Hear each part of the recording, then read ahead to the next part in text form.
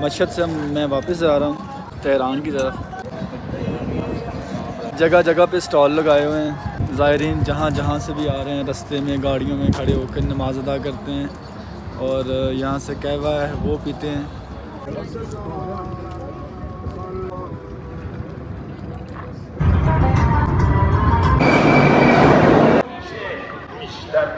Taxi ने हमसे लिए 60,000 दोमन, यानी कि ये पाकिस्तानी तकरीबन 800-900 रुपये तकरीबन बनता है। अगर हम बस से आते तो किराया बिल्कुल ही मुनासिब था, लेकिन चूँकि अरबाइन की वजह से बसेस कहीं पे भी नहीं जा रही। आप ओवर स्टे हो जाते हैं यहाँ पे। 2 लाख तुमन पर डे चार्ज करना पड़ता है एयरपोर्ट पर, यहाँ किसी भी टर्मिनल पर जहाँ से आप आउट होते हैं। ट्रांजिट के हवाले से अरबाइन के दिनों में कभी मत आइएगा। अभी मेरा यहाँ से सफ़र होगा कल से स्टार्ट। टैक्सी लेनी पड़ेगी इस्तांबुल के बॉर्डर पर, तो जो कि मुझे काफ़ी एक्सपेंसिव पड़ेगा। पुल बाज़ार बेसिकली ये एक ब्रिज है, ब्रिज के ऊपर जो है बाज़ार बना हुआ है, पुल बाज़ार।